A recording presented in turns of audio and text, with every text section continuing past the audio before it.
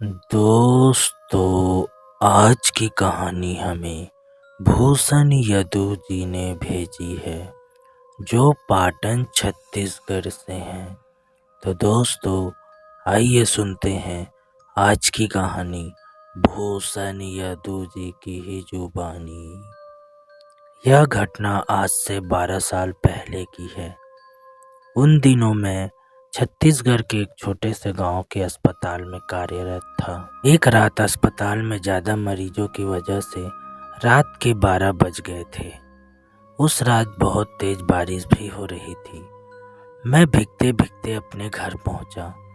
कपड़े गीले हो जाने की वजह से मैं अपने कपड़े बदल ही रहा था कि अचानक दरवाज़ा खटखटाने की आवाज़ आई। मैंने सोचा इतनी रात को कौन आया होगा। मैंने दरवाज़ा खोला और देखा कि एक लड़की जो बरसात में भीगी हुई थी, रोते हुए कहने लगी कि मेरी माँ की तबीयत बहुत ख़राब है, आप जल्दी चलिए नहीं तो वो मर जाएगी। मैंने उससे कहा कि रात को मैं मरीज नहीं देखता हूँ, सुबह अस्पताल ले आना। मगर वो लड़की जाने को तैयार नहीं थी और रोने गिड़गिड़ाने लगी।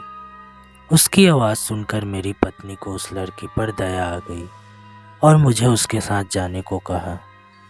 मैंने मन ही मन परेशान होते हुए बाहर आया और अपनी जीप निकाली। सुनसान रास्तों से होते हुए वो लड़की मुझे 5-7 किलोमीटर दूर एक दूसरे गांव में ले गई।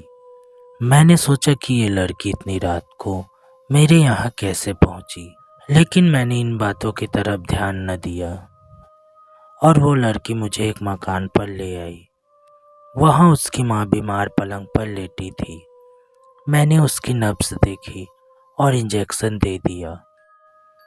उस लड़की ने मुझको बाहर मेरी जीप तक छोड़ दिया। फिर मैं घर पर आ गया। अगली सुबह मैं जब अस्पताल के लिए जाने लगा तो सोचा कि रात वाले मरीज से मिलता जाऊं। मैं रात को जिस मकान में गया वो उस जगह पर मुझे नहीं दिखा। मुझे उस जगह पर खंडर नज़र आ रहा था। तो मैं गांव के लोगों से पूछने लगा कि यहाँ एक घर और परिवार रहता है। तो लोगों ने हैरानी से देखते हुए कहा कि यहाँ ऐसा कोई घर नहीं है। ये सुनकर मेरे रोंगटे खड़े हो गए। मैं सोचने लगा कि रात को जो मेरे साथ हुआ वो क्या था। वहाँ के लोगों ने बताया ये प्रेत लीला है, किसी न किसी इंसान के साथ होती है। ये तो गनीमत है कि आप जिंदा बच गए, वरना वो आत्माएं किसी को भी नहीं छोड़ती। मैं हालांकि भूत प्रेत में ज़्यादा विश्वास नहीं करता था। मैं जब गांव वालों के साथ उस खंडर में पहुंचा तो उस खंडर के बाहर मेरी जीप के पहिए के निशान थे और वो इंजेक्शन और दवा भी।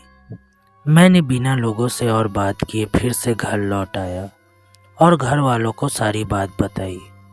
उसके कुछ दिनों बाद मेरा तबादला दूसरे गांव में हो गया, लेकिन उस रात की घटना के बारे में सोचकर आज भी मेरी रूह कांप जाती है।